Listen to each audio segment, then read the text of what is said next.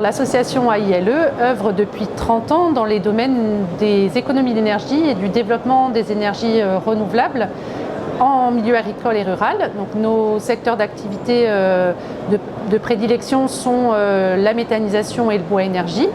mais on est aussi attaché à développer des solutions adaptées aux territoires ruraux, donc des solutions qui répondent à leurs besoins et qui soient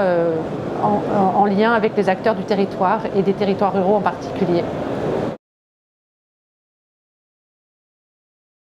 Nos projets dans le domaine de la méthanisation sont depuis longtemps de faire progresser la connaissance sur différents, différents segments de cette filière qui est assez large et assez complexe. Donc on travaille beaucoup sur des sujets en lien avec l'agronomie, le développement de la connaissance agronomique. Donc aujourd'hui on démarre un nouveau projet pour essayer de rendre la méthanisation plus accessible à d'autres publics d'agriculteurs, et en particulier on démarre un programme sur la cible agriculture biologique. Donc ça c'est un nouveau projet, et on a aussi l'ambition de faire en sorte qu'il y a une réelle dynamique, une nouvelle dynamique autour des projets de territoire portés par plusieurs acteurs, des partenaires publics, privés et bien entendu les agriculteurs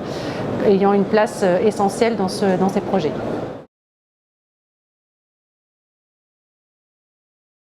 Les défis auxquels le secteur est confronté aujourd'hui, c'est quand même d'aller mobiliser et trouver des nouveaux porteurs de projets. On est dans une phase un petit peu post-premier développement, enfin on est dans une nouvelle ère de développement de la méthanisation, je le dirais plutôt comme ça. Et donc derrière cette nouvelle ère se pose la question d'aller faire émerger des leaders de projets, des porteurs de projets. C'est quelque chose il y a moins d'initiatives prises naturellement, parce que les pionniers de la méthanisation, les agriculteurs naturellement leaders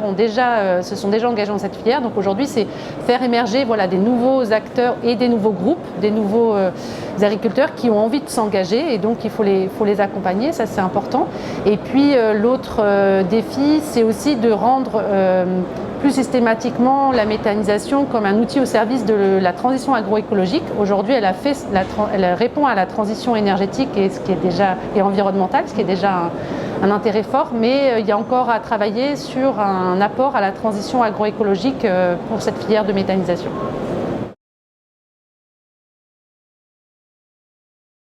Alors c'est vrai que c'est une filière qui est très encadrée, pour lesquelles il y a beaucoup de dispositifs réglementaires et politiques, et c'est vrai que la stabilité et la visibilité du cadre réglementaire est essentielle pour des projets qui ont des temps de développement parfois longs, surtout les projets à taille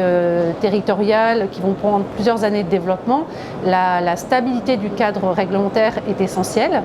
Et puis après, on voit bien aussi que pour répondre à des enjeux agroécologiques, il faudrait pouvoir adapter une certaine forme certains cadres réglementaires pour que des cultures à bas niveau d'intrants ou à très bas niveau d'intrants, en particulier les prairies permanentes bien entendu, mais aussi des nouvelles modes de culture comme la sylvie, puissent trouver leur place dans cette filière, parce qu'on répond à un double enjeu de protection de la qualité de l'eau